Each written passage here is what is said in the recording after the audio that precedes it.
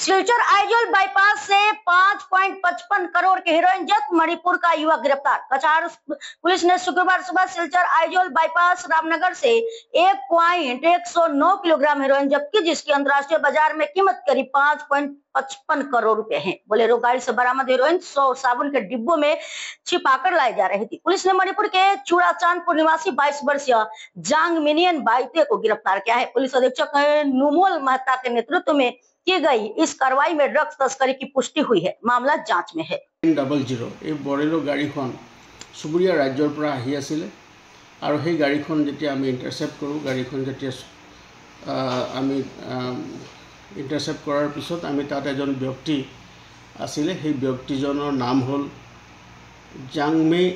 জাংমেইনিন বেইটি। তেওঁ 22 বছৰ বয়স।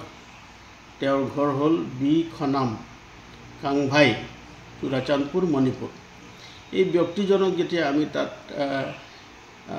এপ্ৰিহেণ্ড কৰোঁ, এপ্ৰিহেণ্ড কৰাৰ পিছত তেওঁ সোধপোছ কৰোঁ আৰু তেওঁ গাড়ীখনত আমি খানতালাচী চলাওঁ আৰু খানতালাচী চলোৱা সময়তে আমি সম্পূৰ্ণৰূপে স্পেচিয়েলি মেড মানে বিশেষভাৱে নিৰ্মিত কিছু চেম্বাৰ, গাড়ীৰ দুই সাইডে এটা চেম্বাৰ তৈয়াৰ কৰি লৈছিলে আৰু সেই চেম্বাৰৰ ভিতৰৰ পৰা 100টা সাবুনৰ বাকচত সন্দেহযুক্ত হিৰোইন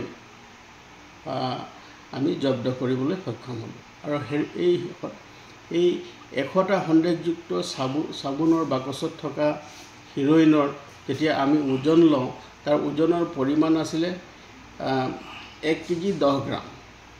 আৰু 1 কেজি 10 গ্ৰাম যেতিয়া আমি ইয়াৰ ওজন পালোঁ, তাৰ পাছত ইয়াক আমি আমাৰ ড্ৰাগ ডিটেকশ্যন কিটৰ জৰিয়তে আমি তাক পৰীক্ষণ কৰোঁ, স্থলীতে আমি পৰীক্ষণ কৰোঁ আৰু পৰীক্ষণৰ কালত মানে সম্পূৰ্ণ এটা পজিটিভ ৰিপ্লাই পালোঁ আৰু হিৰোইনৰ এটা পজিটিভ ৰিপ্লাই পালোঁ। আৰু তাৰ পাছতে আমি গোটেই সামগ্ৰীখিনি, এই নিচাযুক্ত সামগ্ৰীখিনি আমি আইনৰ মতে আমি জব্দ কৰোঁ আৰু এই যিজন ব্যক্তি আছিলে, যিজন ব্যক্তিক আমি গাড়ীখনত পাইছিলোঁ, সেই ব্যক্তিজনকো আমি লগে লগে আমি এৰেষ্ট কৰোঁ। আৰু এই সামগ্ৰিকভাৱে এই যিখিনি নিচাযুক্ত সামগ্ৰী আছিলে, চুবুৰীয়া ৰাজ্যৰ পৰা আমাৰ জিলাৰ মাধ্যমেদি বহিৰাজ্যৰ লৈ যোৱাৰ তেওঁলোকৰ পৰিকল্পনা আছিলে।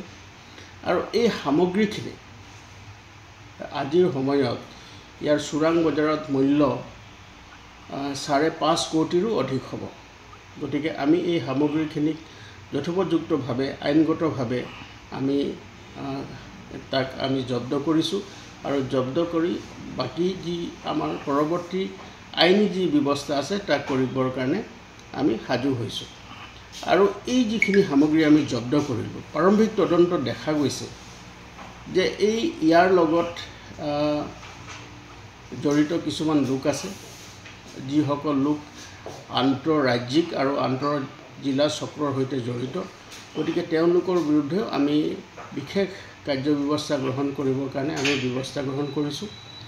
আৰু বাকী যাৱতীয় যি কাৰ্যব্যৱস্থা আছে, এই যিটো